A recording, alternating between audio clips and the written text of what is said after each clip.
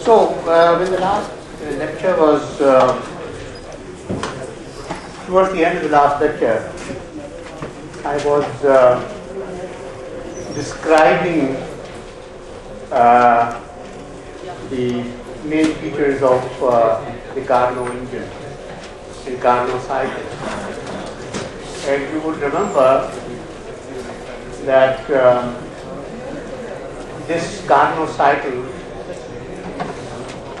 hello, attention to me now. Okay, the Carnot cycle and engine consisted of the components where the first part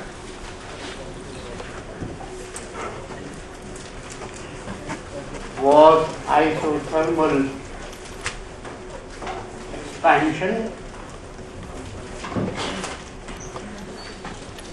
then adiabatic expansion, then isothermal compression, and then adiabatic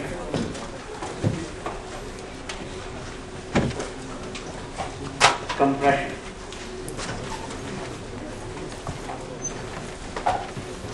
These were the four steps which I was trying to sort of draw them. And on the TV diagram we saw, I am not going to draw all of them in detail, but roughly something like this. Hello. I hear a lot of you talking to each other. Please. Is there a problem? Is there any excitement? Is there something that is taking more of your attention? Okay, so here we were, and the numbers that I have described over here are A and B and C, okay, 1 and 2 and 3 and 4. These were the 4 steps. And if you, did I have switched on? Switch on what?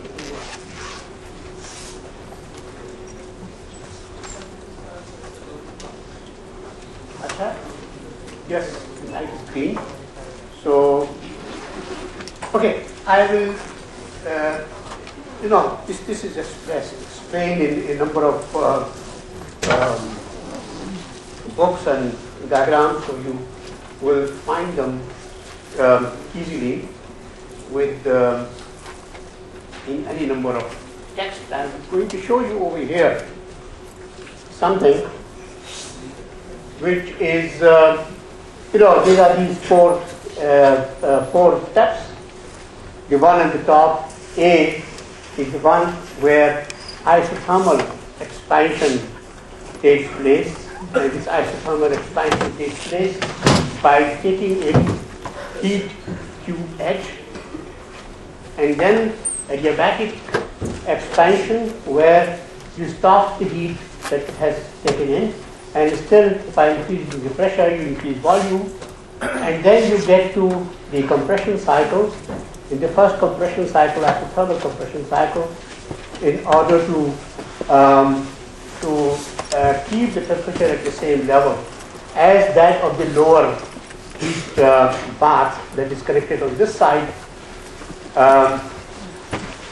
the heat will have to flow out, and then the last part, which is adiabatic, where it goes back to the same point. So the first condition of an engine, that it has to work in a cycle, is satisfied, and it has just goes in, start from here, and then goes back to the cycle, or start from any one of these 4 points and coming back to the. It is important to appreciate that this is done for an ideal gas. and this is as the working substance, and the process is reversible, and the process is made reversible by means of something called process being quasi-static, or moving things so slowly that they nearly look static all the time, but they continue to change. And I will explain these things a little later. And I will tell you down below over here,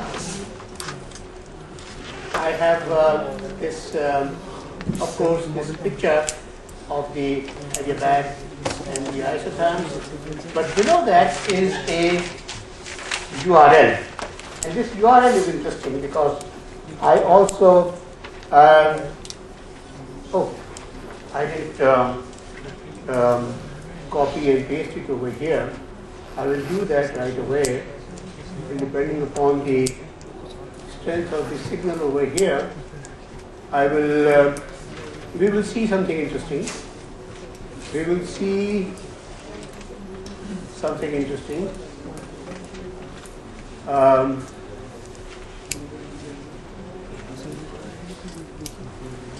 We will see an animation of Carnot engine. This is Mr. Carnot, and then this site, this website, I have given the URL so you can watch it yourself. I should be able to see it at a smaller scale, so let me try this. Yes, it worked. And I now will start it. And this is how the Carnot, you see the graph over here of isotherm, adiabat, isotherm, adiabat. This point is going on, and when it is on the isotherm, the temperatures do not change. Temperature is here, and then when it is in the adiabatic condition, temperature changes, and the corresponding changes in volume and pressure are given over here. Okay. You can increase the pace, you can decrease the pace, you can see how this is running at a faster rate, and you can check, so enjoy this, watching this and learning.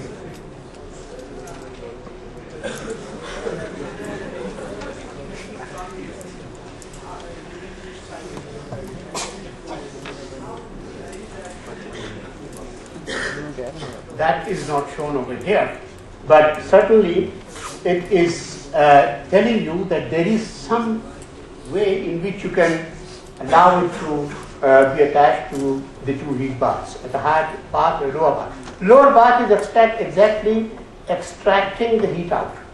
So if we just let the heat out into the environment, that is a lower heat bath. An upper heat bath is at a source of energy, source of heat, that you can plug plug this instrument to that heat bath. Oops, my apologies. I'm sorry, I forgot.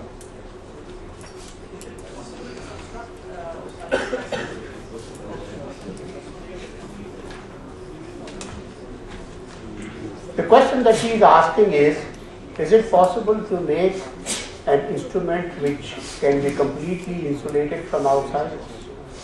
Yes, it is possible, depending upon what kind of insulation you want, but I think this is possible, yes. Except that Carnot engine is the most idealized engine, and therefore it is not possible to construct a Carnot engine in the lab. All right. Number one, it will require ideal gas, and you wouldn't get ideal gas unless you get into the limit of ideal gas. You can take a real gas and get into the limit of ideal gas by going down to extremely low densities, when particles would not interact very much with each other, or very high temperatures. That is also an ideal limit. On the other hand, you can also make the process very slow moving. So you can do that But then to have a complete a machine that would work in this particular manner with this efficiency would not be, you won't be able to do it in the lab. Okay, so you enjoy this, and what I will do next is to also show you real engines. I thought I will do this once because then I will have to put this up. This is very interesting site again, and I don't think I have given any, but you can write it down. It's called animatedengines.com. And those of you who do not know how your motorbike engines work or the car engines work might like to check it out from here. This, for example, is a two-stroke engine that most of the motorbikes in Pakistan are made of. Hopefully it will come. Yes, downloading. It actually is an animation, but I guess the signal has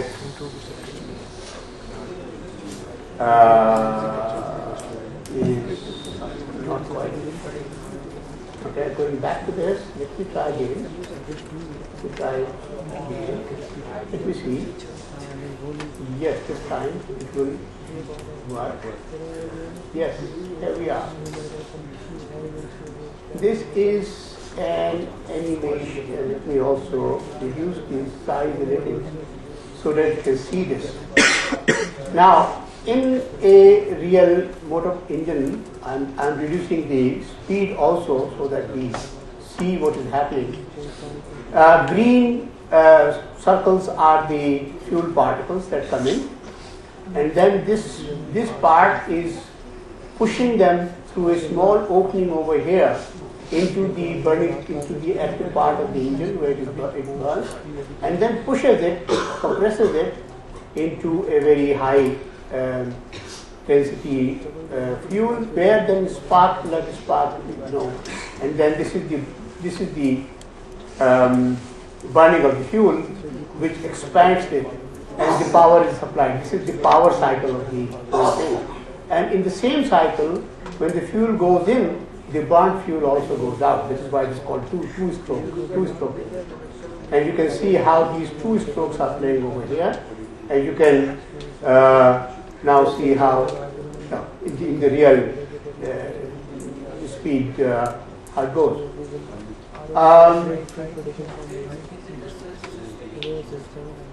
The question is it a self-sustaining system? Self-sustaining in what sense?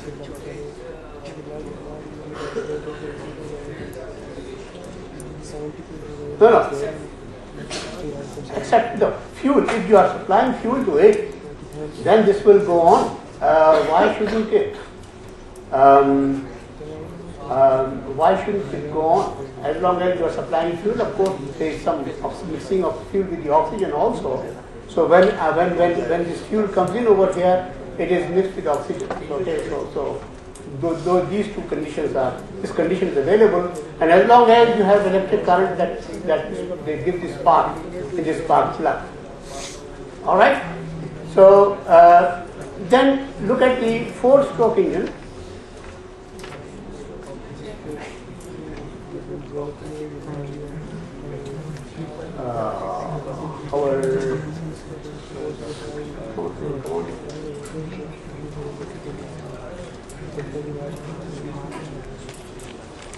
Oh, come on.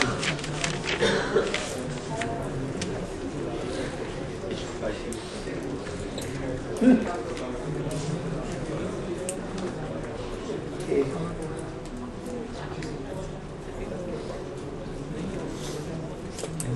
This time perhaps? No.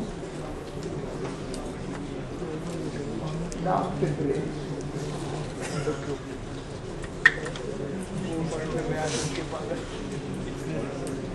Here. Okay. So here we have this four-stroke engine, and you will see that in this engine, I will reduce the speed so that you can see why it works in four-stroke. So fuel comes in from here, and then in the next cycle, in one cycle it is sucked in the next cycle it is pushed in to high compression, and then there is spark, and then it expands in the work cycle, and then it pushes it back again so that it can eject out the burned fuel. So therefore, there are 4 cycles in which it runs. Okay. And next, the diesel engine doesn't need any spark plug.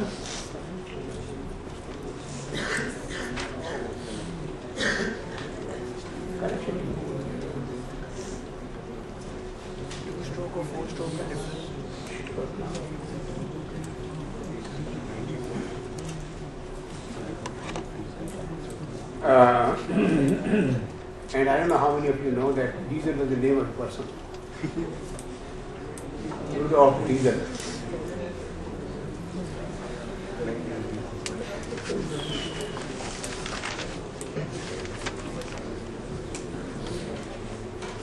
Okay, what you will notice over here, I think I will leave you with this thing. It is we have, there is a long list of other engines and many beautiful inventions you will see. Some of them are still regarded as very efficient engines. For example, Stirling engines, single cylinder Stirling engines, or 2-cylinder Stirling engines, low differential Stirling engine, and so on. These are regarded as very, or turbo rotary engine, which was used in airplanes, etc. So enjoy it. See how they work. Okay.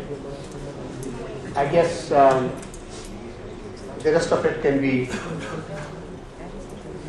you can see and learn from these things, going through these or similar pages in other places.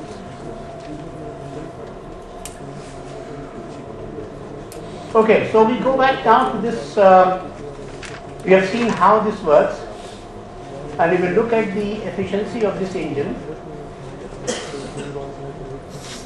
Carnot cycle and Carnot engine, and so I use the word reversible. Reversible is understood better if we think of what is not reversible. So the opposite of that is irreversible.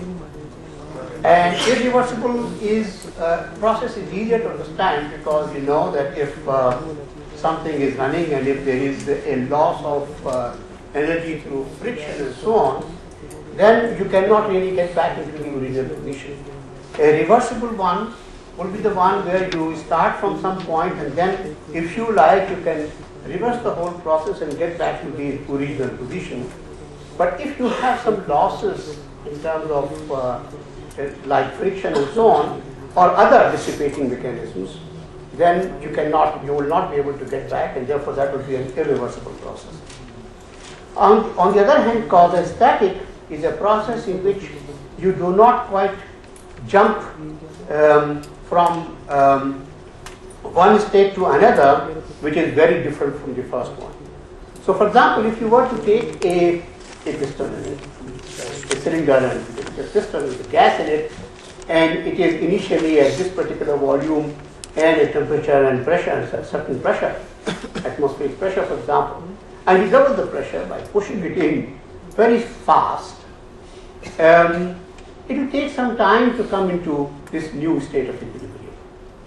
And it will come eventually into equilibrium, into the second equilibrium, but in this intervening period from state 1 to state 2, it would go through a lot of turbulence. It would not be an easy thing for the gas. Gas will have a lot of turbulence and eventually it will come into equilibrium. So from point 1 to point 2 on any of these pictures, over here, if you are over here and you take a big jump from here to here, then this will be it will eventually come into equilibrium, but this is a state in which you will not be able to tell how you went from here to here. On the other hand, if you want to know how you went from here to here, you would like to actually pass through several intermediate steps. And the larger the number of intermediate steps, the better it would be. So if suppose you were to take some bigger steps like this, you still do not know whether you sort of staggered into this particular, from this point to this point. On the other hand, if you were to take a larger number of steps, a very large number of steps in between, then these large number of steps will tell you that you actually went in this particular manner. Now, these large number of steps actually amounts to saying that your spacing between two steps is extremely small. The changes in parameters like pressure and volume were very small, and taking such very small steps is what is called quasi-static. As if after every step, when you take the next step, as if you actually did not quite take that, you don't seem to have taken that step. It was as if you have been static.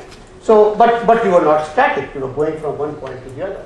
And also, when you take a small step, you wait a while for the system to come into equilibrium at that particular point. And if the change is very small, you will take very little time to come into equilibrium.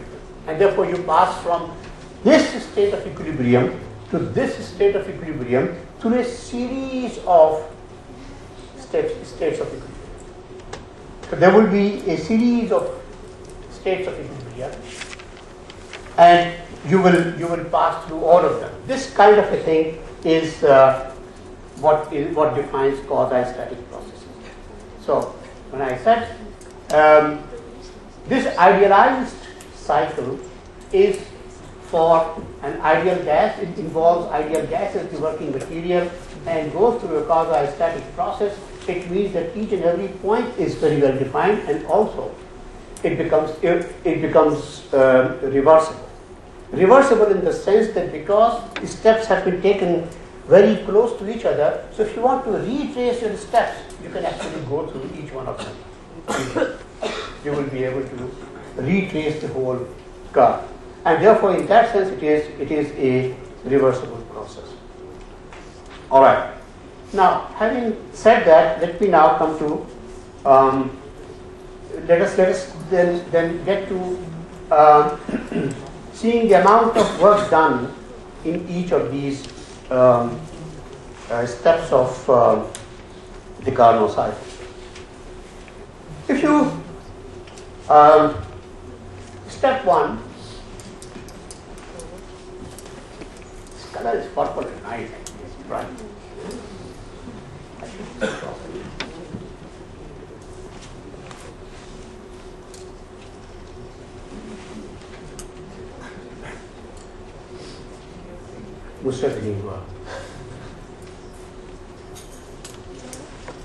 So step one is going from is that step here.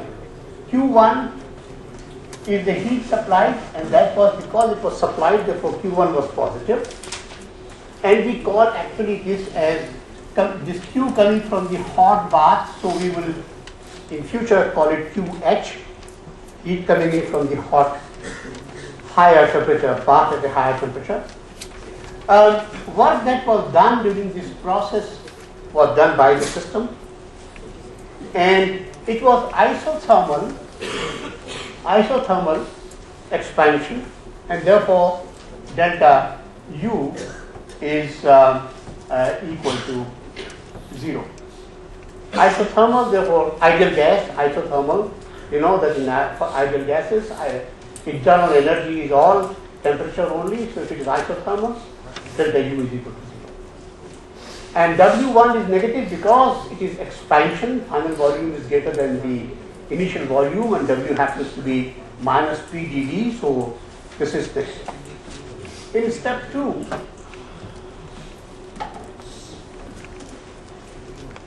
Q2 is 0 because it is adiabatic process. It is expansion, and again W2 is negative. And internal energy changes, and internal energy is negative because it is that energy which is consumed into providing the work that the system is doing. This W, negative W means system does the work on the surrounding. So this, for system to do some work on the surrounding, it will have to consume some energy, and that energy cannot come from here. It will have to come from the internal energy. Step 3.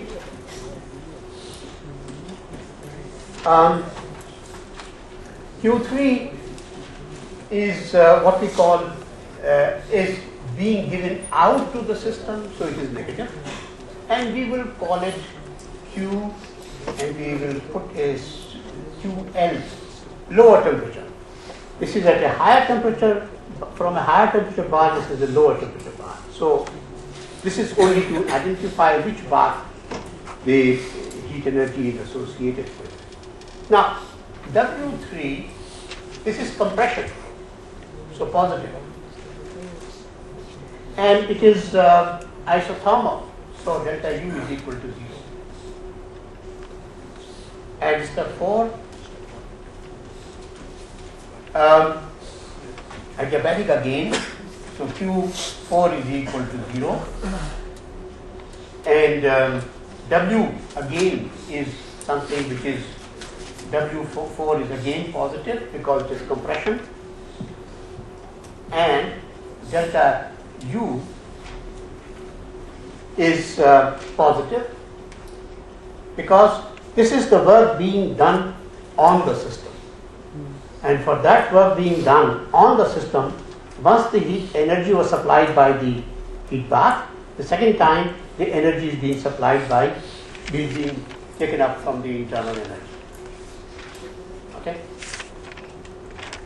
So this all is clear. Okay? Any question over here? No? Okay? You can write down actually the amount of work. We remember that in isothermal processes, W is minus N R T log of V final divided by V initial. Okay? And I will therefore make small changes over here. Temperature is high temperature over here.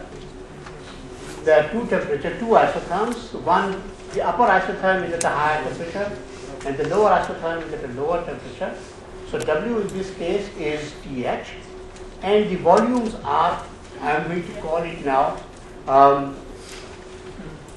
sorry? No?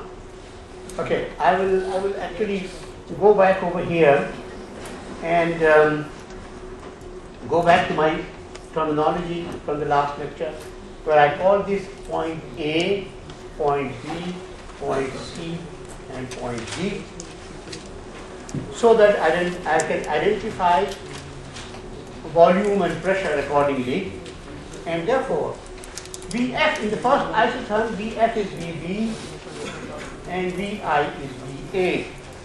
So Vb and Vi. Okay? This is the amount of work that was done in the first step. Is everybody happy? No? Everybody stay? No?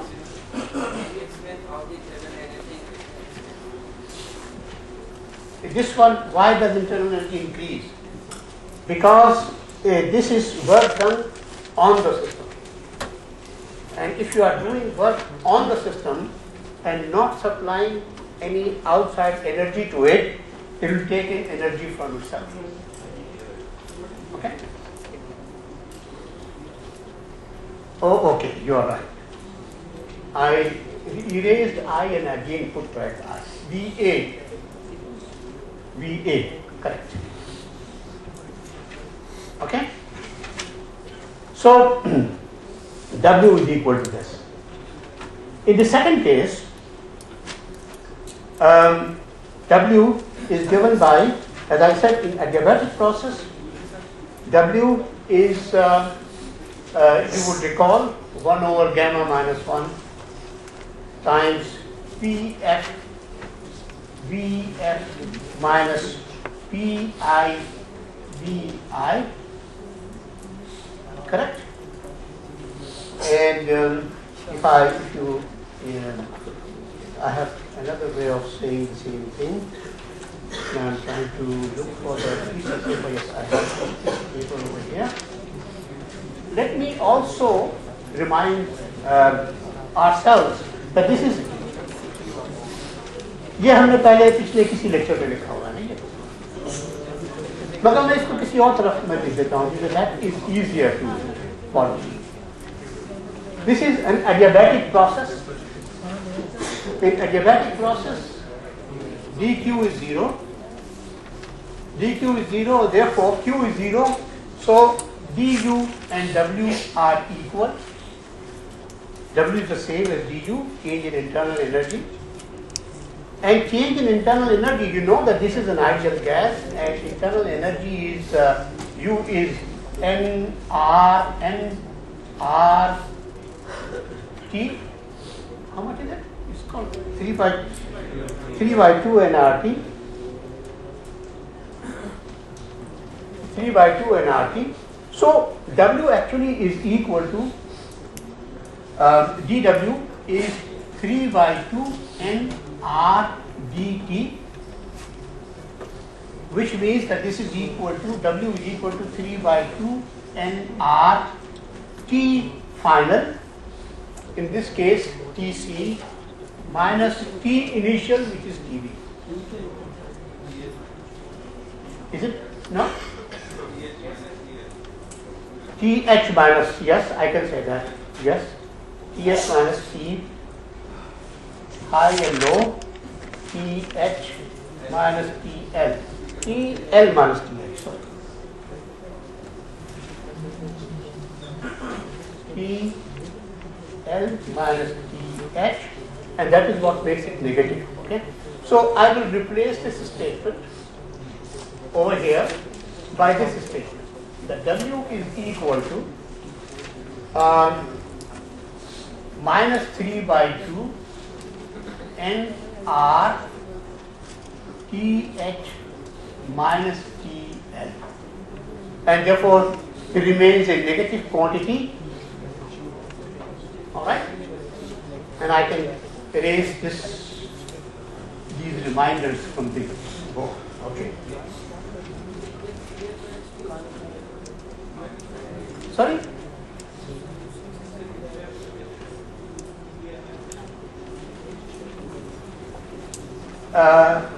You say it was TL minus TH. So I took a minus sign out. Okay? And similarly, I can immediately say the same thing about this particular part. And this particular part, W is equal to minus, minus 3 by 2 nR TL minus TH. Right, for the fourth part, W is equal to this. Okay? A very interesting thing. W2 is equal to minus W4. So whatever amount of work is done in one adiabatic part is cancelled by the work done in the other adiabatic part. So these two, when you sum them up, adiabatic work simply disappears. There is no total work done by the adiabatic part. The only work done is done by the isothermal part, and that is actually the significance of Carnot cycle. That you have a cyclic process, you go through a quadrilateral process, you go through four processes, to get back into your original place. And when you do this, only 2 of them contribute to the work, 2 do not contribute to the work, total work. Okay? And so you only consider the isothermal process. This isothermal process will be W3 will be equal to minus N R T L and log. Now between these two will be VB divided by VC. Okay? Interesting. The only work that is being done is by these two.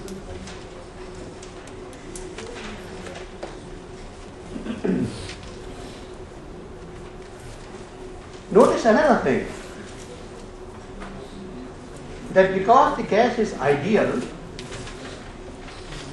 dW is, or W is minus PdV, and W is also equal to, in adiabatic processes,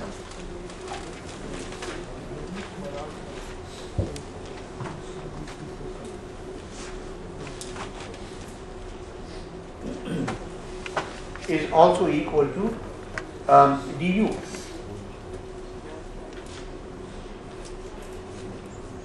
Alright? For the adiabatic process, d2 is equal to 0, so W is simply du, change in internal energy, as was the case over here.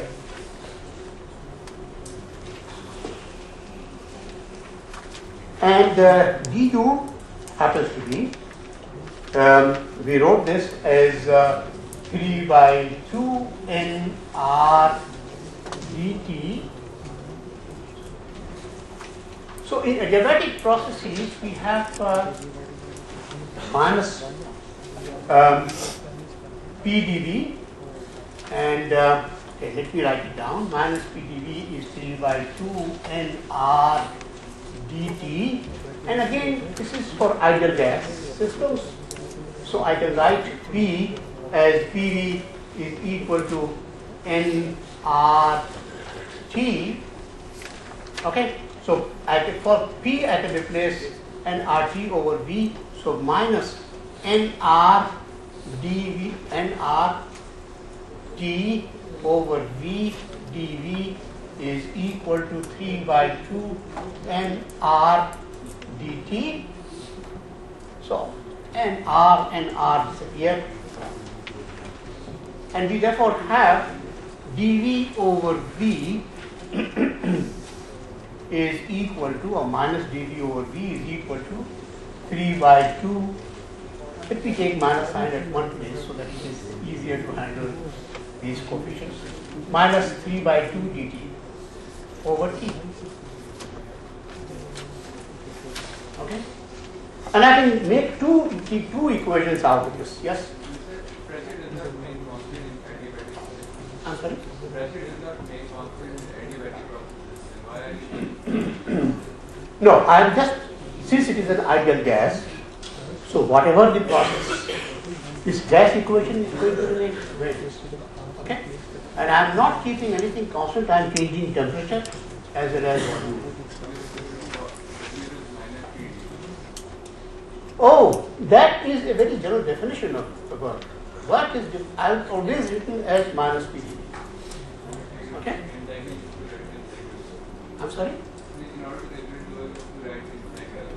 So I have to write total work in terms of integral. Okay? I could do that, but what I'm trying to do is, as I said in one of my lectures earlier, that if I were to follow the recipe, very strictly, I would put dW equal to minus PdV. Okay? And then I said, some people say, no, work is not such a quantity where you put any dW. You put delta or some such thing. So maybe I will follow, I will, to be very specific, I'll say delta W is equal to minus PdV, and I will put du and delta W equal. Okay? and eventually I will integrate over here. From here onwards, the integral that you are seeking over here can be performed over here. All right? Now here,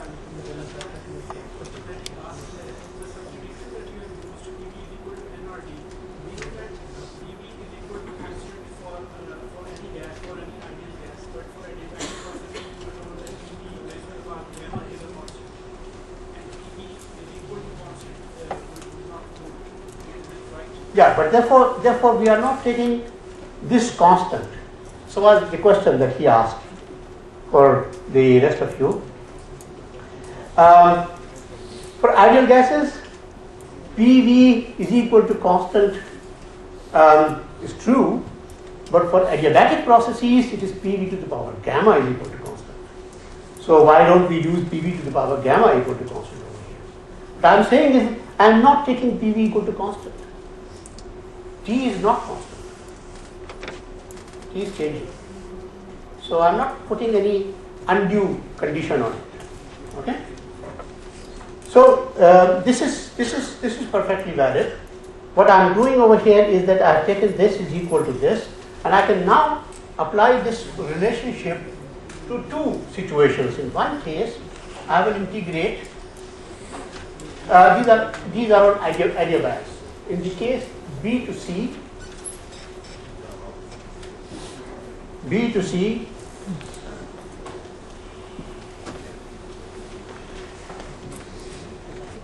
and in the other case, I will integrate this from D to A.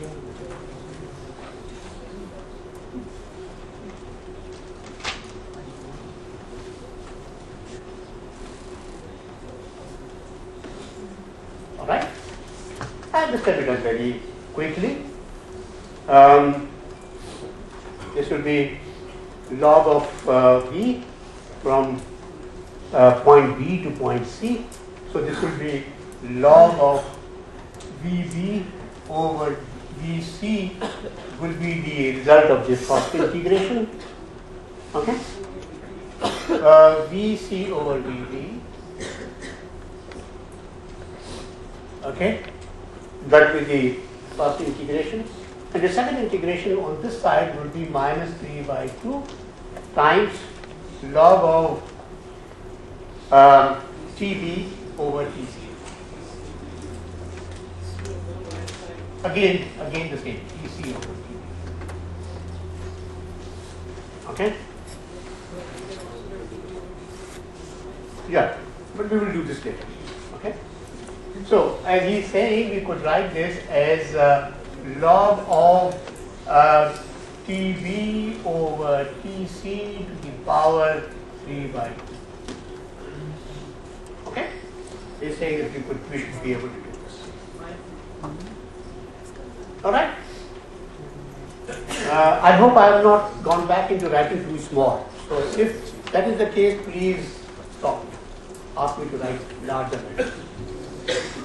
The second one will give me log of, automatically see, after saying this I have to start to write larger.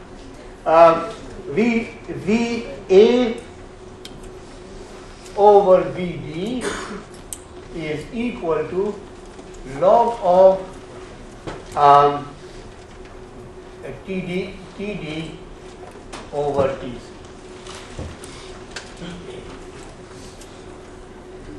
To the power 3 by 2. Okay? I hope I have not made any mistake over here. No, this is fine. Okay. And I can therefore easily say that VC over VB is equal to TB is T high and TC is T low to the power 3 by 2 and VA over VD is equal to Td is T low over T high to the power 3 by 2, and immediately conclude from this that Vc over Vb is equal to Vd over Va. Okay? Vb over Va is equal to Vc over V. Correct.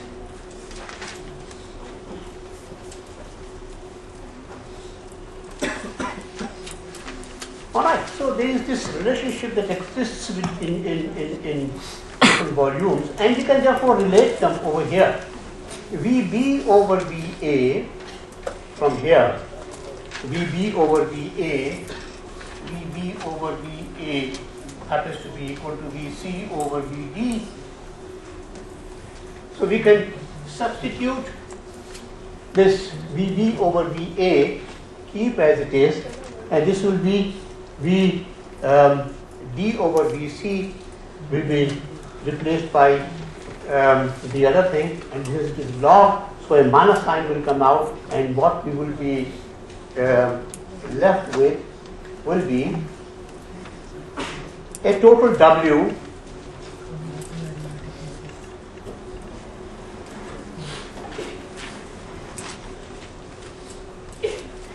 from these two expressions. I can quickly get W1. Let me keep VB and VA as they are. So W total work and that will be W without any subscript. So that is W1 plus W3.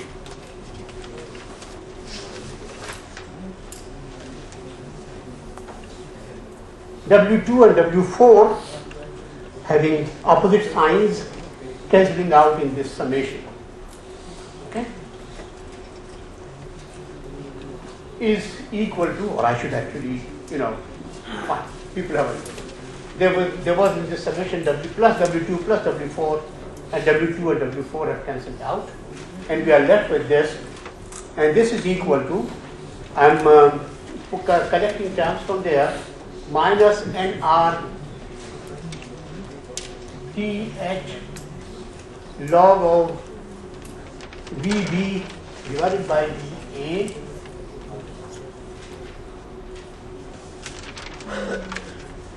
and then plus or minus, will it be plus minus? It is this quantity, and I have to take this VD over VC. VD over VC is the same as VA over VB. And if I want to take VA over VB here and turn it into VB over VA, I will generate a plus sign over here. So it will be a plus NR TL log.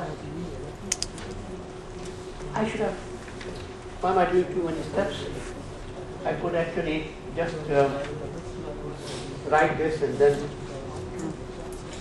rather than confuse you, minus TL log VD over VC, which is equal to VD over VC VA over VB. Okay, and then I say that since this is VB over VA, VA over VB, this log of this minus sign comes out and becomes plus sign over here. So I'll be left with minus NR log VB over VA times TH minus TL. Total work comes out to be this. Okay? I'm trying to be not obscure at all in doing this algebra, knowing that people have in this class have different backgrounds. So, yeah, your question?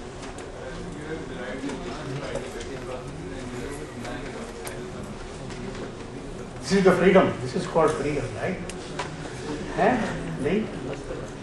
this is not freedom. This is, there's no harm in doing that, okay? Because there are these points. There are these points called points A, B, C, D. And there are values of volume at VA, VB, VC, VD. We are trying to find a relationship between these points. Okay? So it was not a question of freedom, it was a question of something, an opportunity given by the system. Okay?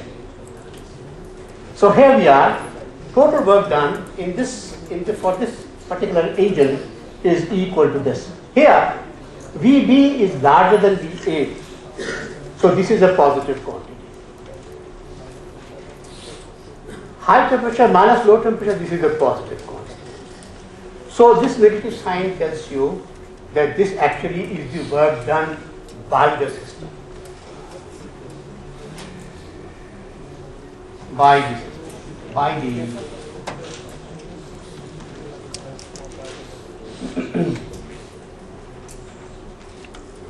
you have taken care of work done on the engine, and that has been subtracted already, and eventually you get the total work given by this, which is total work done is given by this expression. Interesting, because that allows you to calculate the efficiency of the engine.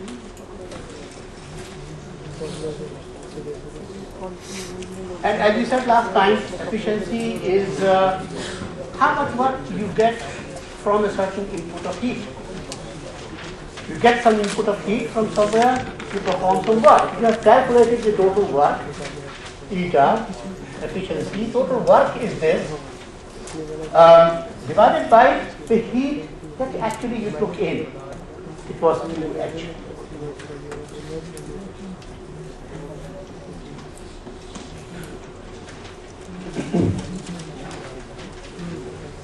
And this QH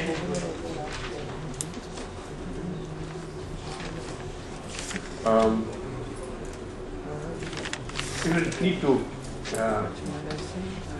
see the difference in heat. Okay, let me also check out the difference in heat as you go through the cycle.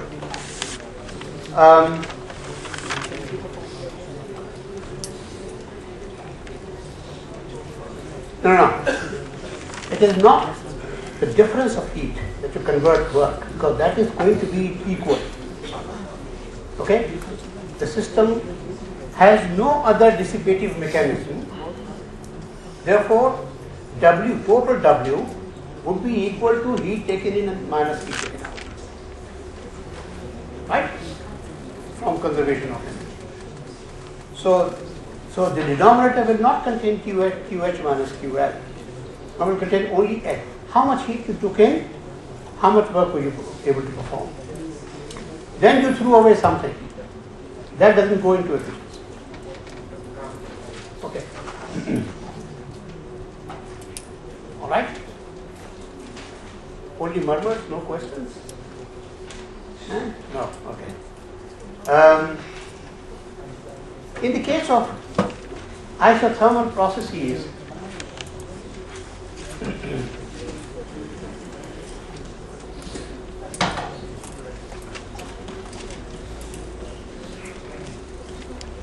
we noted here that in the case of isothermal processes, DUs were 0. There was no change in internal energy in the case of isothermal processes. Therefore, Q1 was equal to W1 and Q2 was equal to W2. And as I just told you, W1 plus W2 will be equal to Q1 plus Q2. And in fact, we could just put signs properly. Q1 is the heat being taken in and W1 is heat work being done, so with a minus sign over there. And Q3 is heat being given out and work is being done on the system. So there is a minus W3, I'm sorry, not W2, my point, W3. in the isothermal process, and therefore Q3, not Q2. 1 and 3 are the isothermal processes. So this Q, this is equal to, as I wrote up there somewhere, NRTH.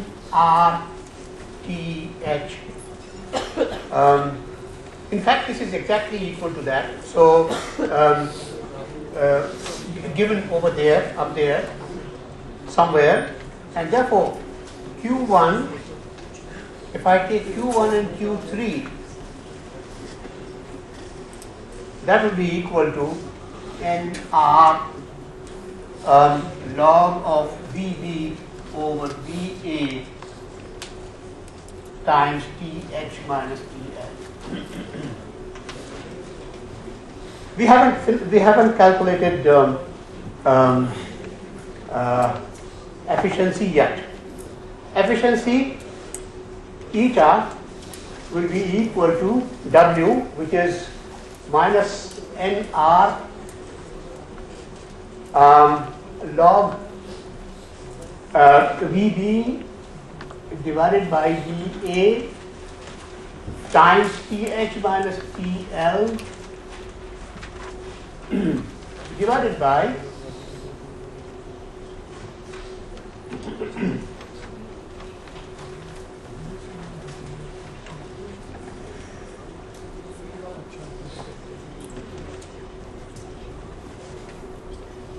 eta equal to this divided by Q1, and Q1 is minus NR log VB over VA times TH. Interesting. Everything cancels out, and this therefore is equal to the higher temperature minus lower temperature divided by higher temperature, or 1 minus TL over TH.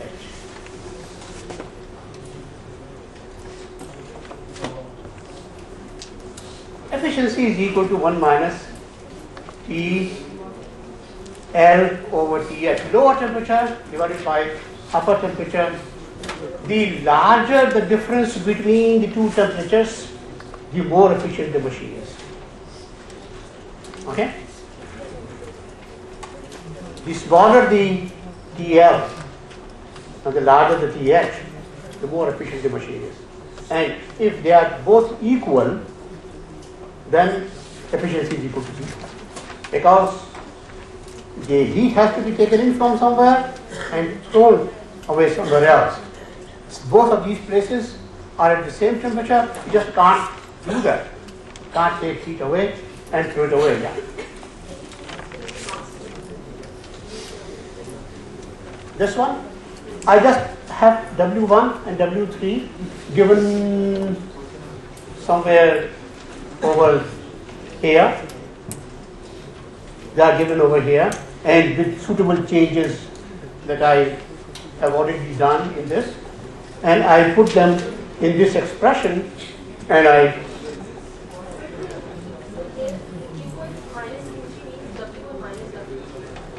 with a signature, with again W, this will be equal to W1 minus W3 with moduli.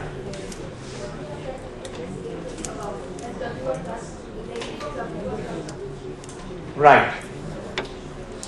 So we will only take them with the moduli and take a subtraction. Only the magnitudes of the quantities. Okay? So what it does actually, the quantity shown over here is the difference in the magnitudes of the heat taken in and thrown out. Okay? And that is the difference in the magnitudes of work done in this cycle and cycle. Okay, good question.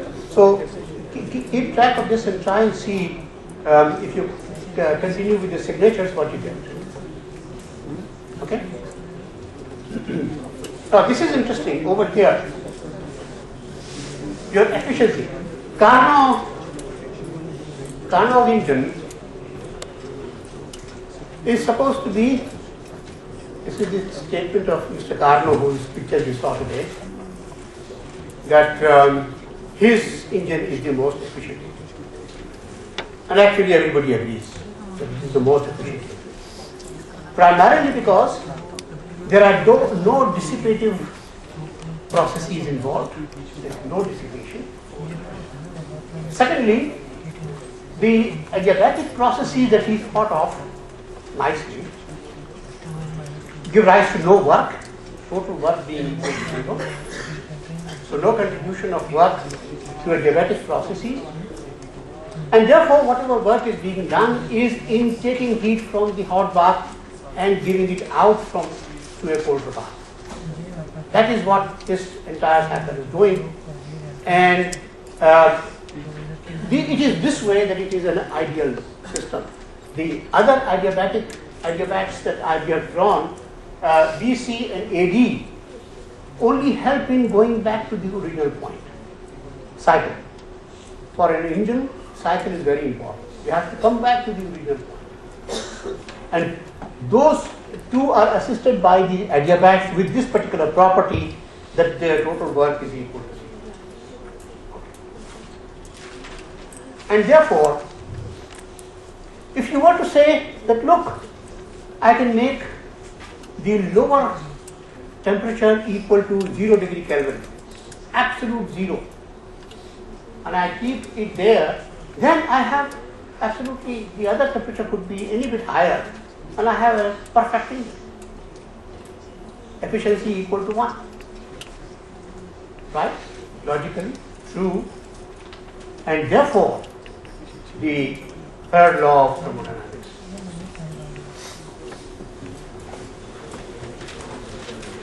We haven't yet talked about the second law of thermodynamics, but I just saw the third law of thermodynamics peeping behind this expression, so I started to talk about it.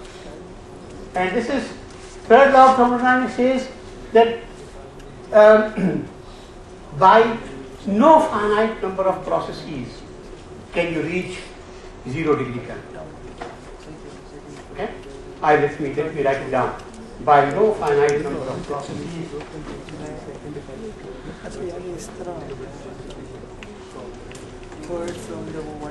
Or by no finite number of processes. By no finite number of processes, one can absolute 0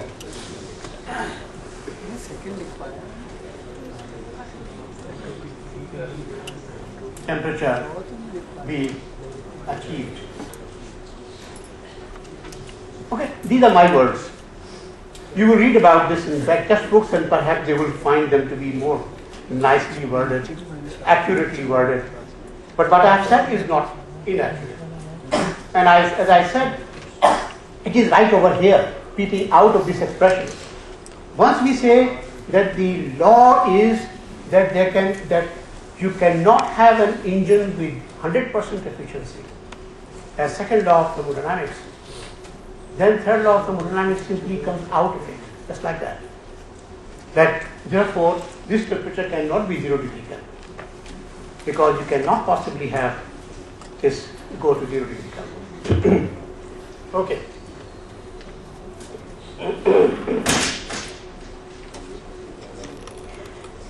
All right. So now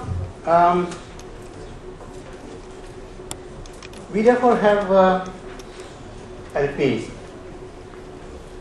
to, in the remaining time, just give you some numbers so that you get a feeling, and then I will, in the next lecture, I will start talking about the most important concept that comes out of thermodynamics, which actually is the most important concept in physics, which is the concept of entropy. And we will need to spend quite a bit of time in trying to understand various implications of the concept of entropy. Okay? before I do that, I'll just over here. Suppose you have a Carnot engine. I'm doing a numerical analysis, numerical example to just give you a feeling for what we are looking at. Does 3.5 kilojoule of what?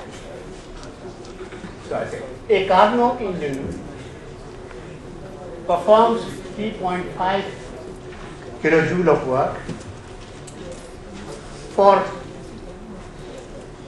every 11 kilojoules of heat it receives from the hot bath during the isothermal expansion, during the isothermal expansion.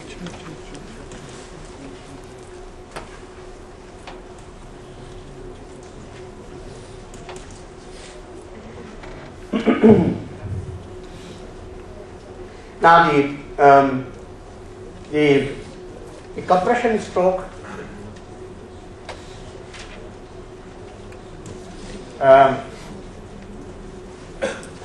is executed at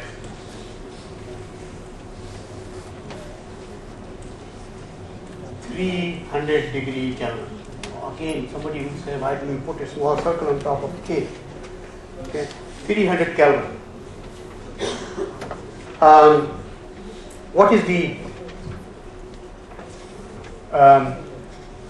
the temperature in the expansion?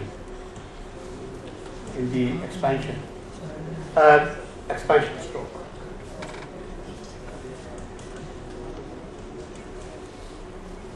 Isothermal expansion.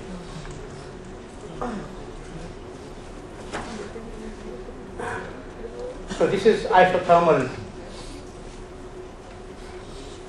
I'm trying to write this in my words, so making these mistakes.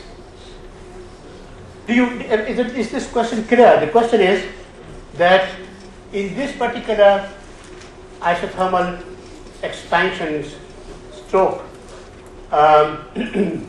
it takes in 11 kilojoules of heat, and then eventually it performs 3.5 kilojoules of work. And this is at temperature 300 Kelvin. What is the temperature over here?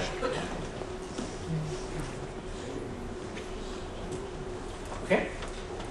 The upper, you need to find out the temperature of the upper isotherm. All right. Obviously, W is given and Q1 is given. If W is given and Q1 is given, then obviously eta is given. Eta can be calculated, okay? Because eta happens to be W over QH or Q1, okay? So QH is given. QH is the heat that it takes. So this is 3.5 over 11 kilojoule divided by kilojoule. So this is equal to dimensionless quantity. And since eta is 1 minus TL over TH,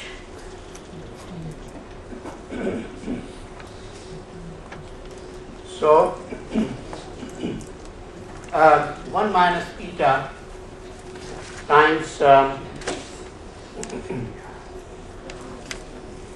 1 minus eta is equal to TL over TH. So TH is therefore equal to TL over TH from this expression.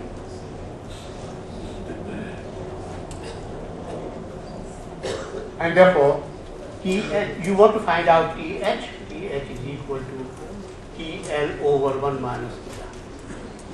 So you have all the numbers, you can find out this temperature. You can put in these numbers and the temperature will, Q is, this, you can also find, find the heat thrown out.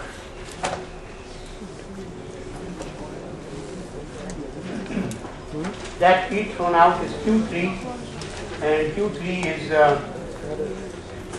W minus Q1.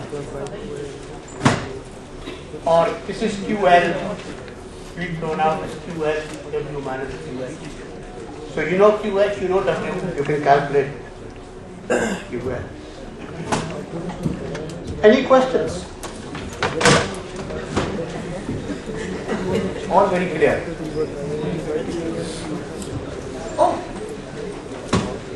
isothermal compression is CD, right? Because when going from C to D, it goes from larger volume to smaller volume. Compression. It is isothermal.